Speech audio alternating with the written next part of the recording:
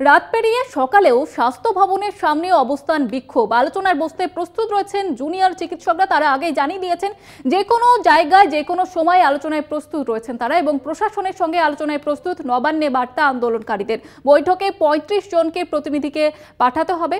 নবান্নকে এমনটাই শর্ত দেওয়া হয়েছে জুনিয়র চিকিৎসকদের তরফ থেকে। এবার কি করবে নবান্ন, আজই কি জট কাটবে, এই প্রশ্নটাই কিন্তু উঠছে। যেমনটা জুনিয়র চিকিৎসকদের তরফ থেকে বলা হয়েছে যে 10 জন নয় ৩৫ জনকে ডাকতে হবে এই বৈঠকে, এবং যে কোনো সময় যে কোনো জায়গায় তারা আলোচনা বৈঠকে প্রস্তুত রয়েছেন, এমনটাই কিন্তু জানিয়ে দিয়েছেন আন্দোলনকারী চিকিৎসকরা। এবং এবার কি করবে নবান্ন, এবার কি জট কাটবে, এই প্রশ্নটাই কিন্তু উঠছে, এবং নবান্নের তরফ থেকে ঠিক কি করা হয় সেদিকে কিন্তু নজর রয়েছে। রাত পেরিয়ে সকালেও স্বাস্থ্য ভবনের সামনে বিক্ষোভের ছবি দেখা গিয়েছে, এবং আলোচনায় বসতে প্রস্তুত জুনিয়র ডাক্তাররা যে কোনো জায়গায় যে কোনো সময়ে আলোচনায় প্রস্তুত রয়েছে, তারা কিন্তু এমনটাই স্পষ্ট জানিয়ে দিয়েছেন। এই বিষয়ে কথা বলবো, টেলিফোন লাইনে রয়েছে প্রতিনিধি শুভঙ্কর মণ্ডল। শুভঙ্কর, ঠিক কি শর্ত দেওয়া হয়েছে আন্দোলনকারীদের তরফ থেকে?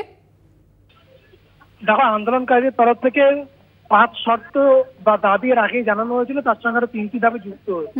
8টি দাবি, শর্ত নয়, তারা আলোচনার প্রস্তুতি জানিয়েছে এবং যে কোনো সময় যে কোনো জায়গায় তারা আলোচনা করতে প্রস্তুত জানিয়েছেন। তবে 10 জন নয়, 10 জনকে যে আলোচনার জন্য ডাকা হয়েছিল সেই 10 জন নয় 35 জন তারা যাবেন প্রতিনিধি কমপক্ষে, এটি জানানো হয়েছে।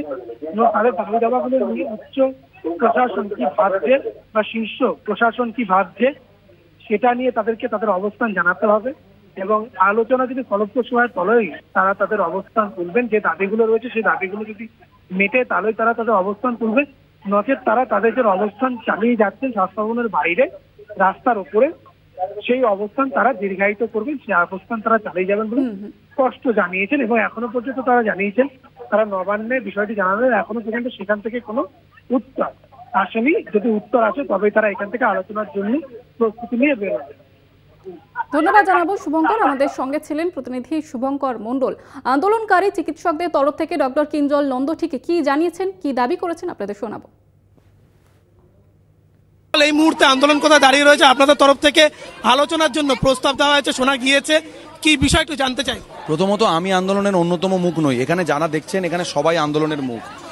একদম এই জিনিসটা প্রথমে ক্লিয়ার করতে হবে। এখানে আমরা কোনো পলিটিক্যাল পার্টি বা অর্গানাইজেশন যেটা আছে সেটা সত্যি, কিন্তু এই আন্দোলন করছে সমস্ত মেডিকেল কলেজের সমস্ত স্টুডেন্টরা এবং মেডিকেল ফ্যাটার্নিটি, এবং তার সাথে সিনিয়র ডক্টররা এবং সাধারণ মানুষ প্রত্যেকে আছেন। এই জিনিসটাকে এনশিওর করতে হবে, কারণ যদি এখানে অন্যতম মুখ এই সমস্ত বলা হয় তাহলেই ভাববে যে এখানে কোনো ব্যক্তি স্বার্থ, ব্যক্তিগত সুবিধা এই সমস্ত বিষয় আসছে।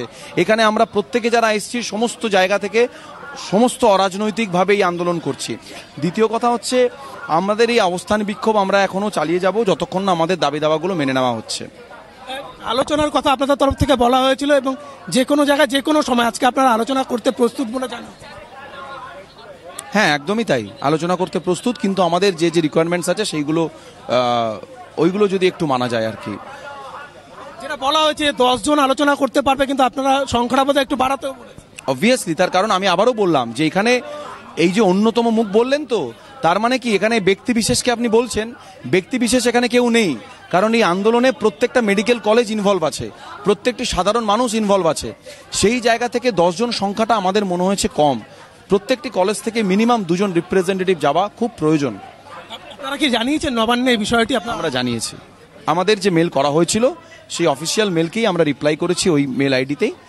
এই যেগুলো আমি আপনাকে বললাম সেইগুলো। কোনো উত্তর কি এখনো পর্যন্ত এসেছে? পর্যন্ত কোনো উত্তর আসেনি।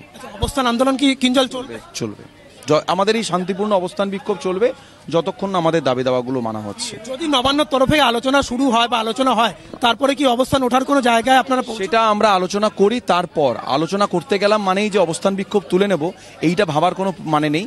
আমরা আমাদের দাবি যতক্ষণ না পূরণ হচ্ছে সেই জায়গায় আমাদের এই অবস্থান বিক্ষোভ চলবে।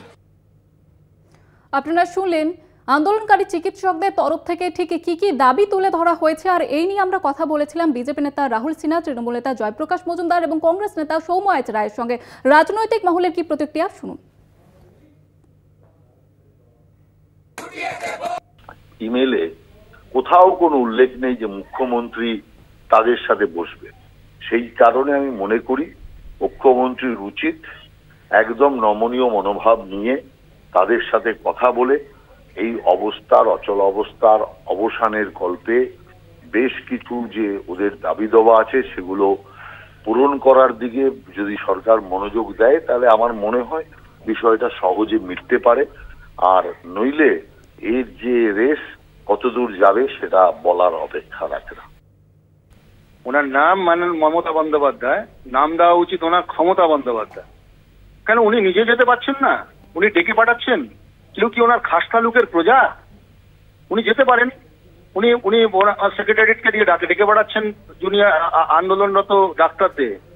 তাদের দাবি দাবা না মানা হলে তারা তো যাবে না, তারা তো ছাত্র আন্দোলন। তো আমার তো মনে হয় মমতা বন্দ্যোপাধ্যায় ছাত্র আন্দোলন করেছেন, তার জানা উচিত সেন্টিমেন্ট অফ দ্য স্টুডেন্টস।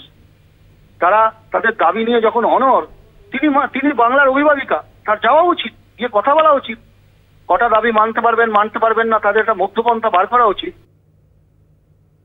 আমি শুধু বলবো যে সুপ্রিম কোর্টের সুনির্দিষ্ট যে অর্ডার চিকিৎসকদের প্রতি, যারা প্রতিবাদে স্ট্রাইক করে আছেন তাদের প্রতি সুপ্রিম কোর্টের সুনির্দিষ্ট অর্ডার, এবং তার পরবর্তী ক্ষেত্রে মাননীয় মুখ্যমন্ত্রীর পক্ষ থেকে স্বাস্থ্য দপ্তর থেকে তাদেরকে আলোচনার জন্যে তাদেরকে ইমেল পাঠানো, এই সমস্তই হচ্ছে একটা সদার্থক ইঙ্গিত দিয়েছে যে এই বর্তমান পরিস্থিতিতে কিভাবে সবাই নিজেদের জায়গাটা ভেবে তারা যদি এগিয়ে আসে তাহলে পশ্চিমবঙ্গে স্বাস্থ্য পরিষেবা আবার ঠিক মতন করা সম্ভব হবে।